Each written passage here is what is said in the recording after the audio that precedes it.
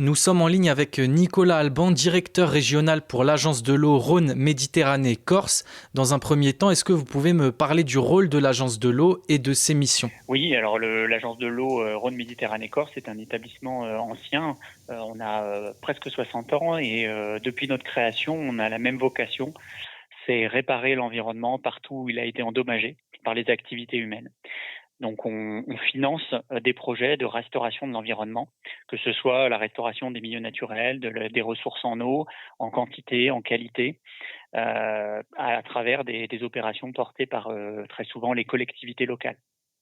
Et ce financement qui est permis par l'agence de l'eau, on le, il est possible grâce à des redevances que l'on prélève sur tous les gens qui ont un impact sur la ressource en eau, à commencer par le citoyen à travers sa facture d'eau potable. Donc si vous ne nous connaissez pas, je vous invite à regarder votre facture d'eau potable. Vous avez sans doute une petite ligne marquée redevance agence de l'eau. Et vous nous donnez chaque année un petit montant qui nous permet de financer des projets de restauration de l'environnement. D'accord, et vous faites un suivi aussi de cette ressource en eau au niveau du débit des rivières, des fleuves? Oui, bien sûr. Alors pour financer la restauration du cycle de l'eau, il faut bien sûr bien le connaître. Et donc c'est ce qu'on essaie de faire avec toute une série de mesures.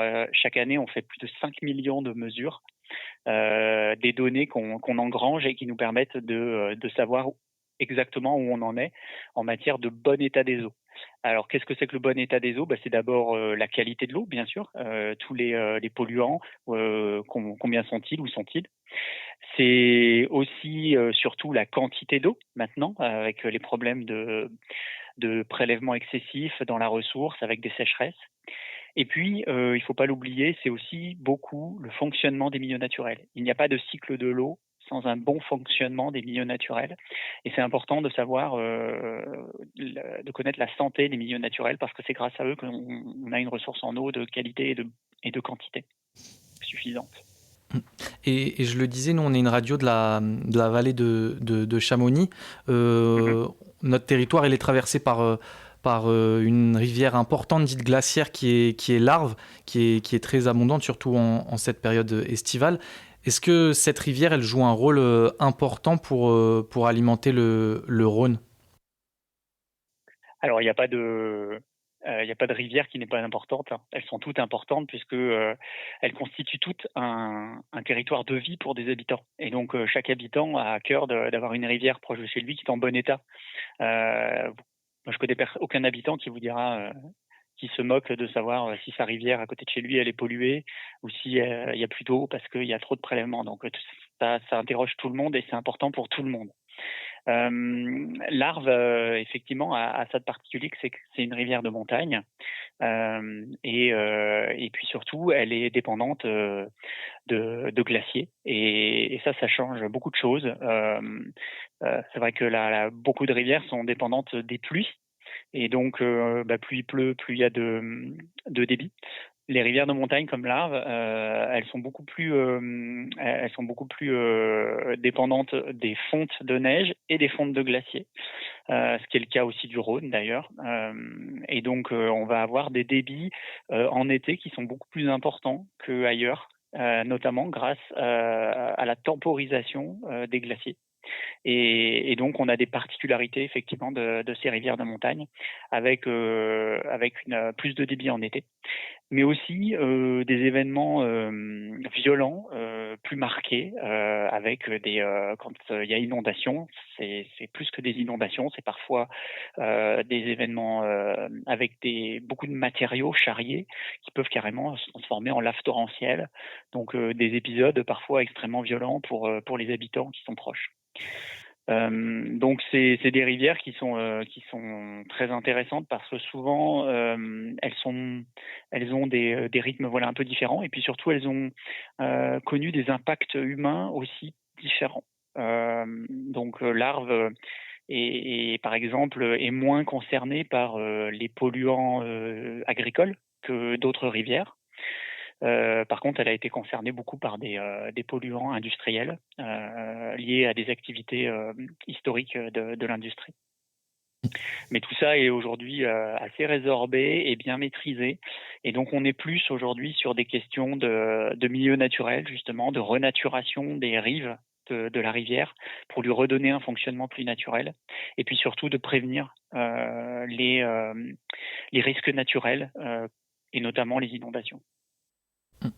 Et vous le disiez, du coup, ces rivières de montagne qui ont une grande variabilité, si je puis dire, dans leur débit. On est aussi dans une vallée, dans nos vallées alpines en général, sur des territoires particulièrement impactés par le réchauffement climatique qui se voit vraiment à l'œil nu sur nos montagnes, sur nos glaciers.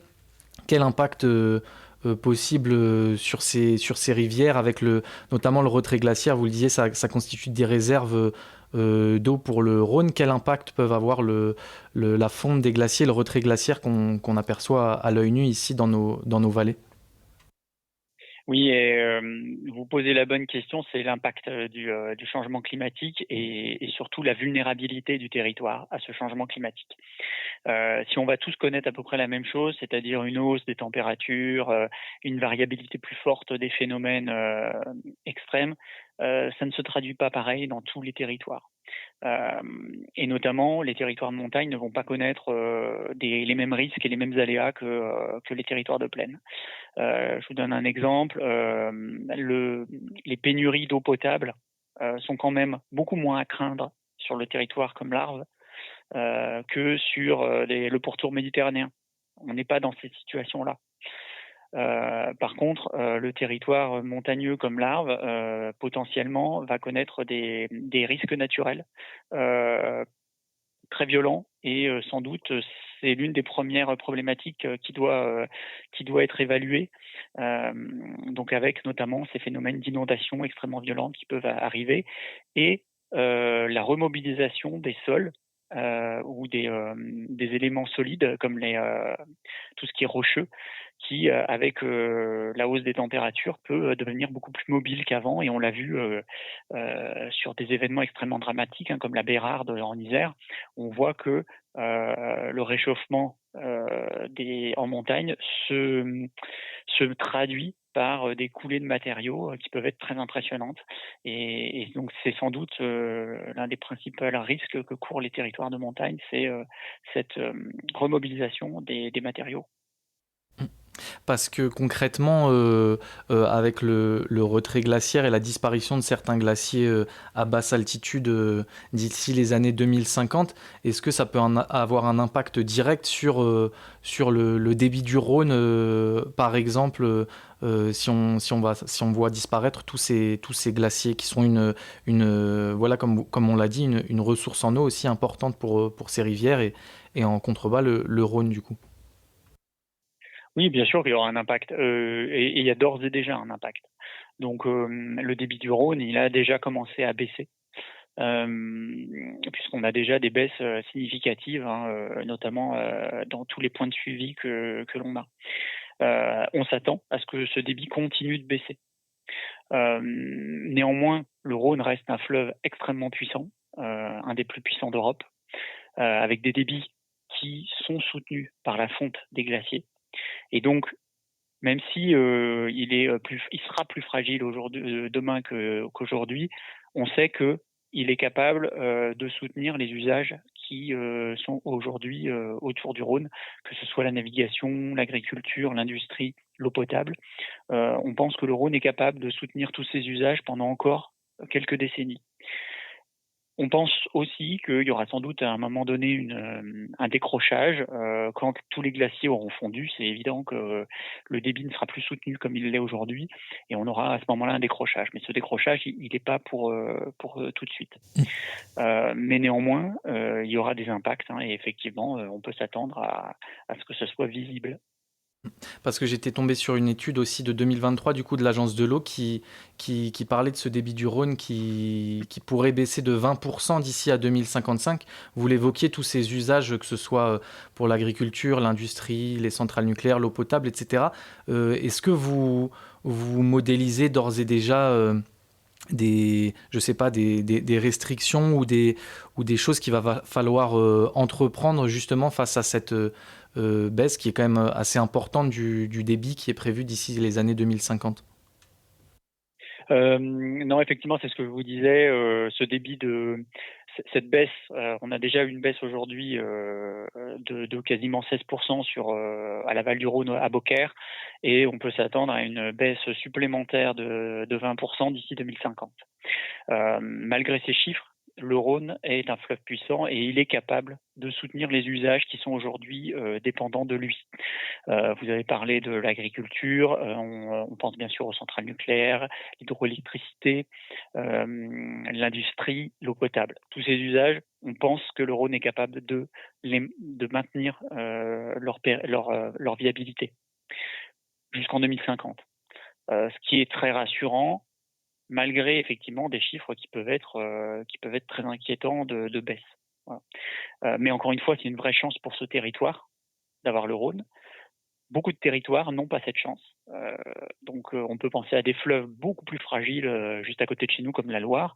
Les questions ne sont pas du tout les mêmes et on va arriver très vite à des choix critiques.